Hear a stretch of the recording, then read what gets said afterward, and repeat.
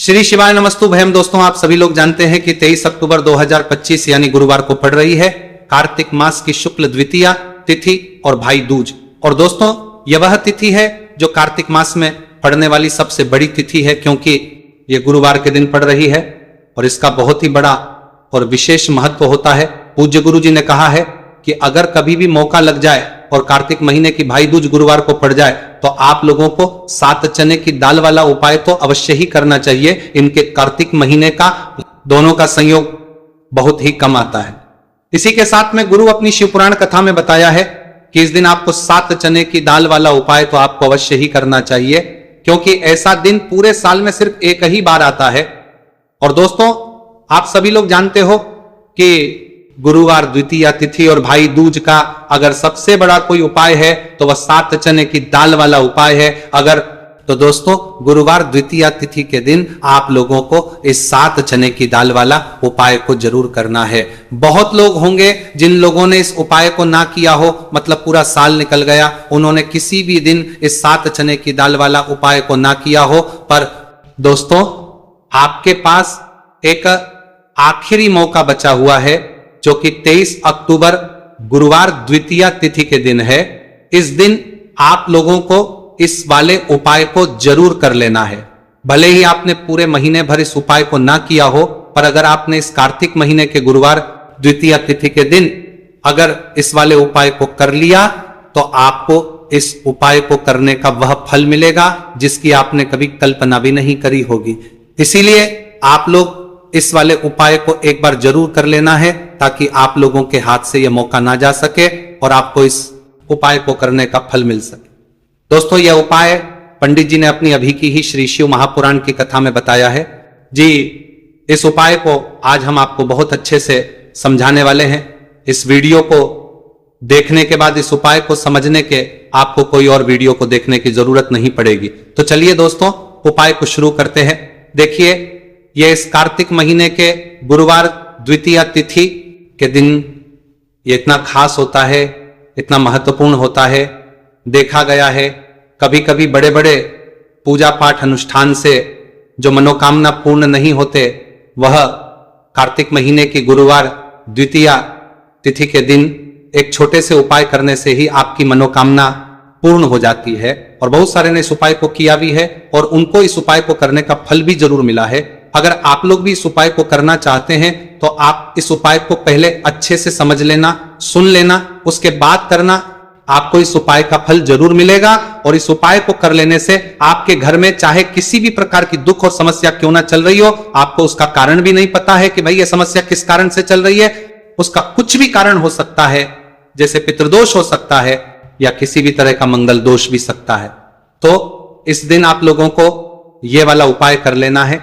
ये एक ऐसा उपाय है जिस उपाय को अगर किसी विशेष दिन पर किया जाए तो भाई उस विशेष दिन का जो है वह तो हमें मिलता ही मिलता है, पर हमने उस दिन पर इस उपाय को किया है तो हमें उससे भी बड़ा फल मिलता है और फल बहुत जल्दी मिलता है, क्योंकि आप इस उपाय को बहुत ही बड़े और विशेष दिन पर कर रहे हो। तो चलिए आप उपाय के बारे में बात करते हैं, लेकिन उससे पहले आप लोगों को यह जानना आवश्यक है कि आखिर ये उपाय किस समय करना है, किसको करना है और कैसे करना है।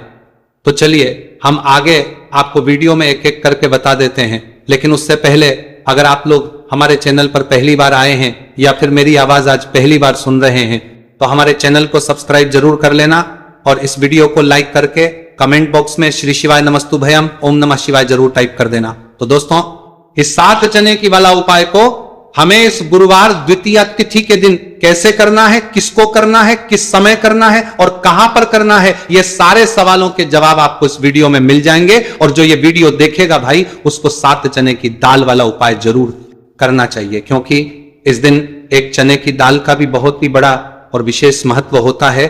और जब बात आ जाए 7 चने की दाल वाला उपाय की, तो ये सोने पे सुहागा वाली बात हो जाती है और ये एक बहुत ही बड़ा उपाय हो जाता है इस गुरुवार द्वितीया तिथि का। तो अब दोस्तों, इस 7 चने की दाल वाला उपाय को आखिर करना किसको है, सबसे पहले हम लोग वह बात जान लेते हैं।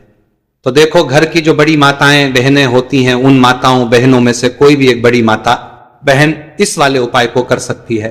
और दोस्तों, अगर आप चाहें तो अपने घर में से सभी सदस्यों को भी इस उपाय को करवा सकते हैं। अगर किसी व्यक्ति की खुद की कोई मनोकामना है, खुद की कोई दुख और है जो कि वह अपने लिए ही करना चाहता है, इस वाले उपाय को तो वह खुद अपने लिए भी कर सकता है। बाकी अगर कोई घर में से ऐसा है जो कि अपने पूरे घर परिवार की सुख और शांति के लिए यह वाला उपाय करना चाहता है तो भाई वह भी कर सकता है, उसमें भी कोई दिक्कत वाली बात नहीं है। कहने का मतलब यह है कि इस उपाय को हर एक सदस्य भी कर सकता है और पूरे घर परिवार के सदस्य के लिए घर की बड़ी माताओं बहनों में से कोई एक माता बहन भी कर सकती है। माताएं बहनें अगर घर में उपस्थित ना हो या वह उपाय ना कर पा रही हो तो फिर घर का कोई बड़ा सदस्य भी इस 7 चने की दाल वाला उपाय को कर सकता है, चाहे फिर वह पुरुष ही क्यों ना हो, उसमें कोई भी दिक्कत वाली बात नहीं है। उसके बाद में दोस्तों जो अगला प्रश्न निकल कर आता है वो यह आता है इस उपाय को लेकर कि आखिर इस उपाय को हमें किस समय करना है, सुबह के समय करना है कि शाम के समय करना है। तो देखो इस वाले उपाय को आप लोग सुबह के समय भी कर सकते हो और शाम के समय प्रदोष काल में भी करते हो।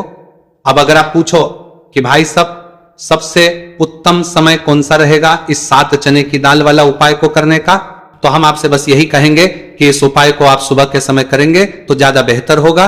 बाकी अगर प्रदोष काल शाम के समय भी करेंगे तो भी अच्छा होगा, उसमें कोई भी दिक्कत वाली बात नहीं है। तो अब दोस्तों जो अगली सबसे बड़ी और महत्वपूर्ण बात आती है वह ये आती है कि सुबह अगर हम उपाय को तो हमें कितने बजे से लेकर कितने बजे तक के बीच में करना है, और शाम के समय प्रदोष काल में करेंगे तो हमें कितने बजे से लेकर कितने बजे के बीच में करना है। तो देखो सुबह जितनी जल्दी हो सके आप उपाय को करने की कोशिश करना। बाकी अगर किसी कारणवश लेट भी हो जाओ, थोड़ी देर भी हो जाए, तो 10 या 11 बजे तक भी आप उपाय कर लेना, पर 12 बजे से ज्यादा देरी ना हो, ठीक है, इस बात का ध्यान रखना। उसके बाद दोस्तों अगर शाम के समय प्रदोष काल की बात करें, प्रदोष काल का जो समय है होता है वो शाम के 6 बजे से शुरू हो जाता है। मतलब शाम के 6 बजे से लेकर 7 बजे के बीच का जो समय होता है यह समय प्रदोष काल का समय होता है। तो आप इस उपाय को 7 या 8 बजे के बीच में भी कर सकते हो। मतलब शाम के 6 बजे से रात 8 बजे के बीच में आप कभी भी इस वाले उपाय को कर सकते हो, उसमें कोई भी दिक्कत वाली बात नहीं। चलिए जानते हैं उस विशेष उपाय के बारे में। देखिए दोस्तों पूज्य गुरु जी की कथा के अनुसार ही इस उपाय को आपको बहुत ही विस्तार से समझाने का प्रयास करेंगे, लेकिन उससे पहले वीडियो को लाइक करें। देखिए इस वीडियो में हम पूज्य गुरु जी द्वारा बताए गए 3 सबसे अचूक उपायों के बारे में जानेंगे जो आपको सिर्फ और सिर्फ गुरुवार की द्वितीया की तिथि पर ही करने हैं। पूज्य गुरु जी ने बताया है कि जो भी व्यक्ति इन उपायों को कर लेता है उसके जीवन से समस्त परेशानियां दूर हो जाती हैं। तो चलिए जानते हैं गुरुजी द्वारा बताए गए पहले खास उपाय के बारे में। देखिए गुरुजी ने बताए हैं कि गुरुवार के दिन किया जाने वाला यह उपाय सबसे सर्वश्रेष्ठ है। इस उपाय के लिए आपको मात्र एक लौटा शुद्ध जल लेना है। जल आपको तांबे के पात्र के अंदर लेना है। इसी के साथ में आपको मात्र एक गुड़ का टुकड़ा लेना है और इसी के साथ में आपको लेनी होगी 7 की दाल। देखिए चने की दाल को लेते समय ध्यान रखना है कि यह खंडित नहीं होनी चाहिए। यह चने की दाल जब भी हम गुरुवार के दिन शिवलिंग पर अर्पित करते हैं तो इससे हमारे जीवन के बड़े से बड़े संकट समाप्त होते हैं। अगर हमारे हाथ में धन प्राप्ति की लकीरें नहीं हैं, अगर हमारे जीवन में दुर्भाग्य के अलावा कुछ है ही नहीं, तो गुरुजी ने कहा है कि हम इस व्यासपीठ से आपको यकीन दिलाते हैं कि गुरुवार के दिन जब भी आपकी दाल वाला ये उपाय करते हैं तो इससे महादेव आपके हाथ की लकीरों को भी परिवर्तित कर देते हैं।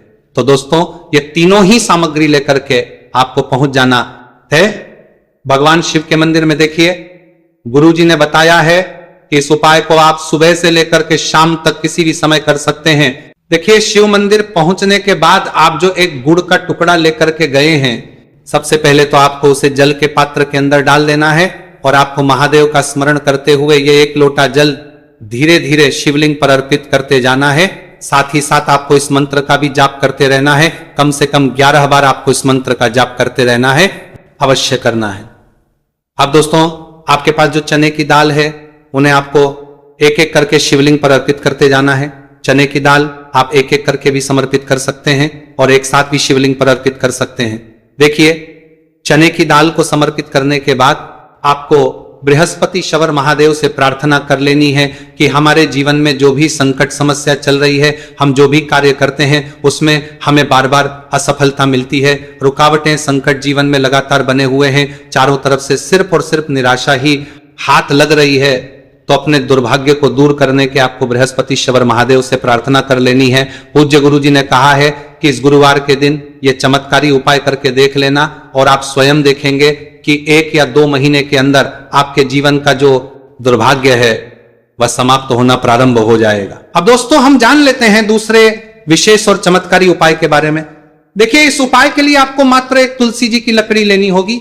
अगर आपके पास पहले से ही तुलसी जी की लकड़ी है तो उसका उपयोग आप कर सकते हैं, और यदि आपके घर में तुलसी जी का पौधा सूखा हुआ है तो वहां से भी आप तुलसी जी की मात्र एक लकड़ी ले सकते हैं। देखिए, इस उपाय के लिए आपको मात्र एक मिट्टी का दीपक लेना है, इसमें आपको शुद्ध घी का प्रयोग करना है, और इस दीपक के अंदर आपको ये जो तुलसी जी की लकड़ी है इसे रख देना। इस लकड़ी को आपको पूरा घी के अंदर डुबो देना है, चारों तरफ अच्छे से घी लगा देना है, और आपको इस दीपक के अंदर इस लकड़ी को रख लेना है। देखिए, यदि आपको ऐसा लगता है कि तुलसी जी की जो लकड़ी है वो बहुत ही जल्दी से जल जाती है, तो आपको एक कार्य करना है। आपने जो तुलसी जी की लकड़ी ली है उस पर आपको पूरी पर अच्छे से रुई लपेट देना है, यानी कि कॉटन जो होती है उसे अच्छे से लपेट देना है, जिससे कि ये जो लकड़ी है दिखाई ही ना पड़े। तो इस लकड़ी के ऊपर आपको लपेट लेनी है। अब इसी लकड़ी के ऊपर जो आपने रुई लपेटी है उस पर आपको अच्छे से घी लगा लेना है, और उस दीपक के अंदर आपको इसे डाल देना है।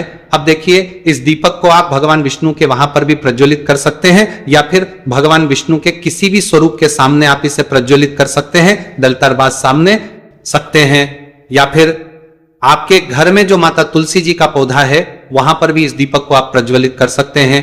पूज्य गुरु जी ने कहा है कि जो भी व्यक्ति इस 23 अक्टूबर 2025 गुरुवार की द्वितीय तिथि पर यह तुलसी जी की लकड़ी का दीपक प्रज्वलित कर देता है तो उसके जीवन में कभी भी धन संपदा की कमी नहीं होती है। देखिए, ये जो उपाय है आपने भाद्रपद में द्वितीय तिथि पर किया होगा, लेकिन इस बार कार्तिक मास की द्वितीय तिथि है, गुरुवार के दिन, गुरुवार का दिन भगवान विष्णु को समर्पित होता है, और ये जो दीपक है हम विशेषकर भगवान के निमित्त ही प्रज्वलित कर रहे हैं। तो इस दीपक को आप इस महीने की गुरुवार की द्वितीय तिथि पर भी प्रज्वलित कर सकते हैं। देखिए, ये जो दीपक है विशेषकर आपको शाम के समय यानी कि सूर्यास्त के बाद ही करना है। अब दोस्तों हम जान लेते हैं गुरुजी द्वारा बताए गए तीसरे बहुत ही चमत्कारी और विशेष उपाय के बारे में। देखिए, इस उपाय के लिए आपको एक बेलपत्र लेनी है, और इसी के साथ में आपको 2 शमी पत्र लेना है। देखिए, आप जो बेल लेंगे वो कहीं से भी खंडित नहीं होनी है चाहिए, इस बात का आपको विशेष रूप से ध्यान रखना है। देखिए, मान लीजिए कि यदि आपके पास बेलपत्र नहीं है तो आप भगवान शिव के शिवलिंग पर चढ़ी हुई बेलपत्र को पुनः शुद्ध जल से धोकर के उसका उपयोग भी कर सकते हैं। इसी के साथ में आपको मात्र थोड़ा सा लाल चंदन लेना होगा। देखिए, सभी सामग्री लेकर के अब आपको पहुंच जाना होगा भगवान शिव के मंदिर में। देखिए, भगवान शिव के मंदिर में पहुंचने के बाद आपके पास जो एक बेलपत्र है उसकी चिकनी साइड में आपको देखिए, आप सभी को पता है कि बेलपत्र में 3 पत्तियां होती हैं। तो बेलपत्र की जो ऊपर वाली बड़ी पत्ती होती है और नीचे वाली जो 2 छोटी पत्तियां होती हैं उसकी चिकनी साइड पर आपको, यानी कि जो छोटी पत्तियां होती हैं वहां पर आपको एकाएक शमी पत्र जो आप लेकर आए हैं उन्हें छोटी पत्तियों के ऊपर रख देना, और इन्हीं शम के ऊपर आपको लाल चंदन की एक एक बिंदी लगा देनी है। अब आपको ये जो बेलपत्र है इसी प्रकार से शिवलिंग पर अर्पित कर देनी है, लेकिन आपको बेलपत्र को समर्पित करते समय गतिमान का नाम लेना है। देखिए, गतिमान जो है वह हनुमान जी के छोटे भाई हैं, और पूज्य गुरु जी ने बताया है कि गतिमान का नाम लेकर ही आपको यह उपाय करना है, क्योंकि आपके शरीर के जो भी रोग हैं उन्हें भगवान गतिमान दूर करने वाले इस उपाय को करने के बाद आपकी जो भारी से भारी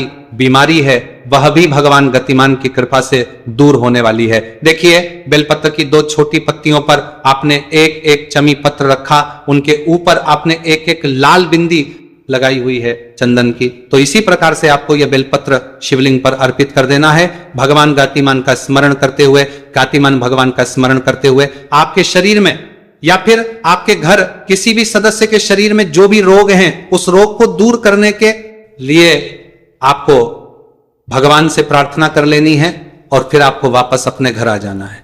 देखिए, इस उपाय के लिए गुरुजी ने कोई भी निश्चित दिन निश्चित समय नहीं बताया है, तो इस उपाय को आप किसी भी दिन कर सकते हैं। आप लगातार इस उपाय को किसी भी दिन कर सकते हैं और हफ्ते में केवल एक दिन भी कर सकते हैं। गुरुजी ने कहा है कि यदि आपकी सालों पुरानी बीमारी है, वह भी भगवान गतिमान की कृपा से दूर हो जाएगी। तो दोस्तों, इस प्रकार से आज के इस वीडियो में हमने आपको गुरुवार की इस द्वितीया तिथि पर किए जाने वाले 3 बहुत ही चमत्कारी उपाय बताए हैं, जो भी आपके लिए उचित है, सरल है, उसे आप कर सकते हैं। तो दोस्तों, ये थे पूज्य गुरुजी द्वारा बताए गए कुछ बहुत ही खास उपाय। अगर आपको जानकारी अच्छी लगी हो तो वीडियो लाइक करिएगा। मिलते हैं फिर एक नए वीडियो के साथ। श्री शिवाय। नमस्तु भयम